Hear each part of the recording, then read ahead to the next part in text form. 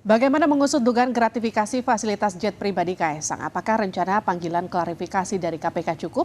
Mengapa tidak juga dipanggil? Padahal Sekjen PSI menyebut Kaisang sudah ada di Indonesia. Kami bahas bersama pakar hukum pencucian uang Yenti Ganarsih. Kami juga telah menghubungi perwakilan dari PSI tapi tidak mengonfirmasi kehadiran. Selamat malam Mbak Yenti. Selamat malam, Mbak.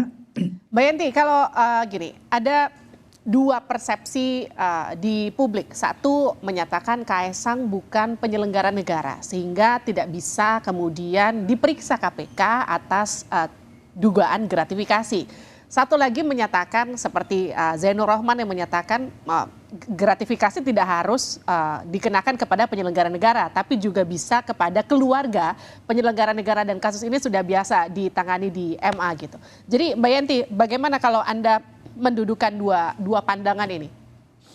Begini, kalau kita bicara gratifikasi, lihat undang-undangnya memang gratifikasi itu, hadiah itu diberikan kepada penyelenggara negara dan pejabat publik. Itu memang aturannya begitu ya. Tapi kan ini kan hukum pidana itu kan melihat fakta yang ada ya. Fakta yang ada itu ada pemberian yang mencurigakan lah ya, yang aneh ya, yang sangat besar.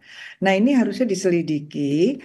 Pemberian itu yang memberikan fasilitas itu kan dari luar negeri, memberikan kepada Kaisang. Harus didalami, kan tidak mungkin tiba-tiba ada pemberian, itu tidak mungkin. Harus didalami untuk apa, maksud apa yang memberikan itu kepada Kaisang.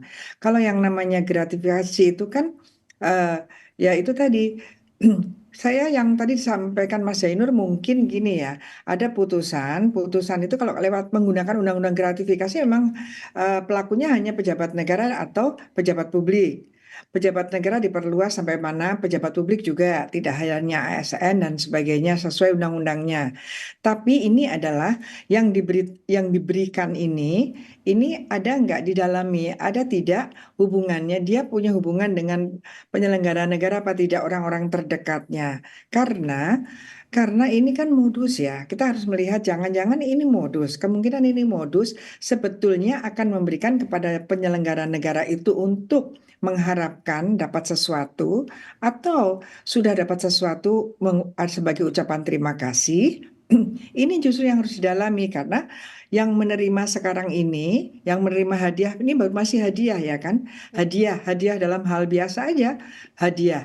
Kalau dalam KUH, kalau dalam Undang-Undang Tindak Pidana Korupsi, hadiah ini adalah namanya gratifikasi. Kemudian diperkuat, gratifikasi itu adalah suap. Itu sama dengan suap, itu walaupun pasalnya berbeda.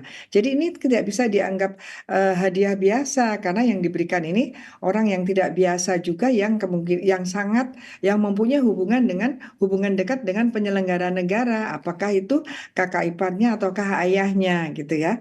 Nah, itu yang harus didalami.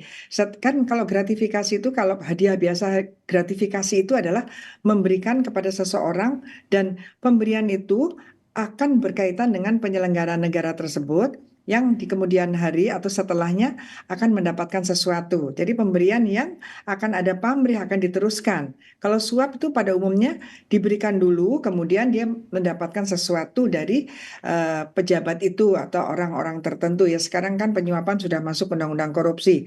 Berarti dari orang-orang yang bisa memberikan memberikan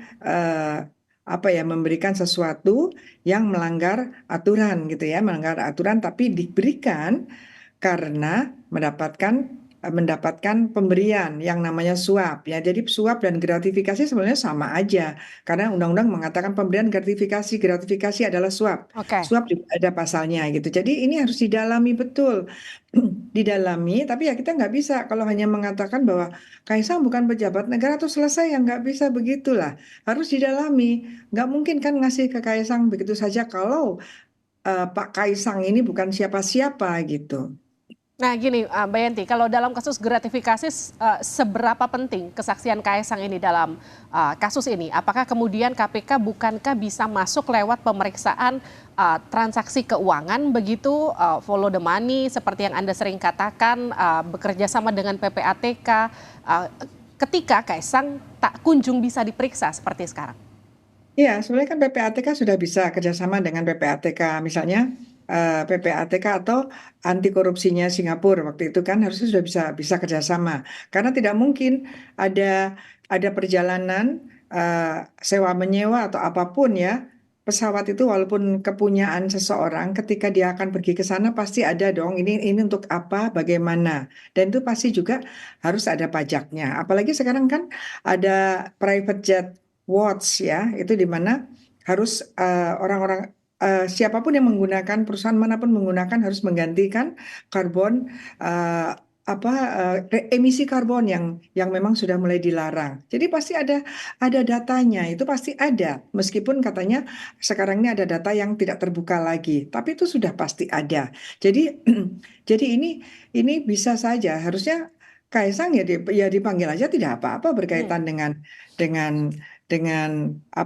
klarifikasi ini. Bahkan kakak iparnya kan mau mau klarifikasi juga. oke, Kalau memang itu Pak Kaisang itu memang dia menyewa sendiri kan pasti ada bilnya lah ya, baik. ada catatannya. Atau disewakan siapa? Pasti ada.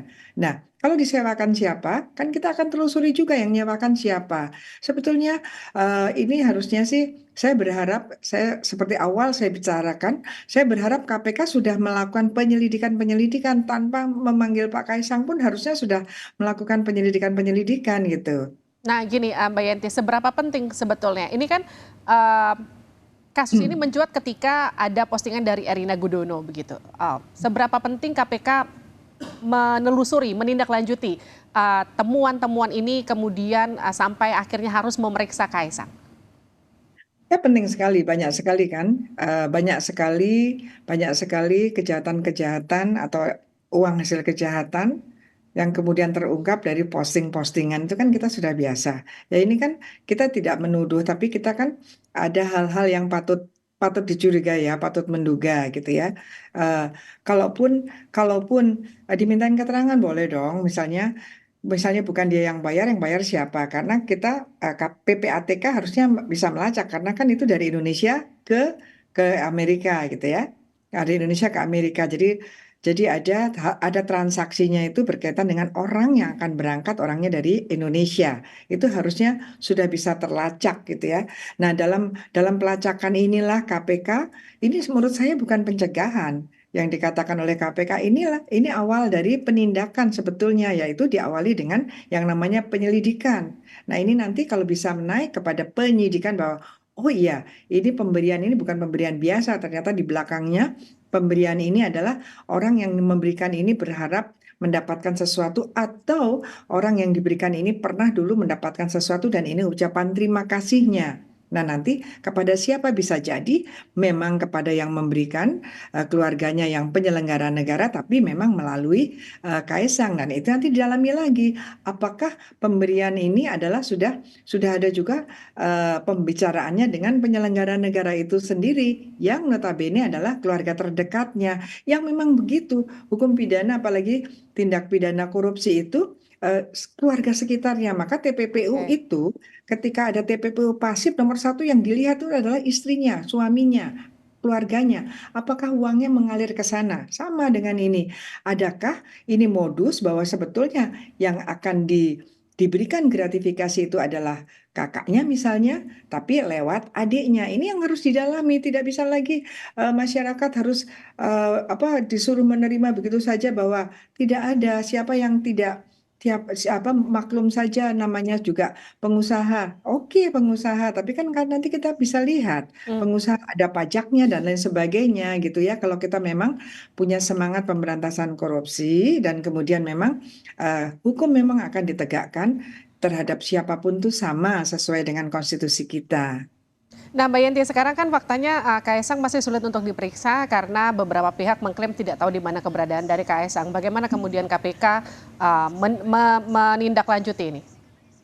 Ya, nggak mungkin lah di era seperti ini kok tidak diketahui keberadaannya, padahal itu juga bukan Baik, bukan nothing ya, itu orang penting lah di Indonesia oke. gitu ya, yang Jadi menjawab artinya aja. sebetulnya kalau mau gampang ya Mbak Yenti ya? Iya, dan itu Siap. jawaban yang tidak diketahui keberadaannya itu kan aneh gitu ya. Itu Baik. jawaban yang sebaiknya tidak Oke. tidak seperti Terim- itu gitu. Terima kasih Mbak Yenti sudah bergabung bersama kami di Sapa Indonesia Malam. Sehat-sehat selalu. Terima kasih.